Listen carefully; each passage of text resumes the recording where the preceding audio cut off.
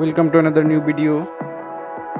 In this video you will see how to fix Spotify something went wrong. Please follow complete the process.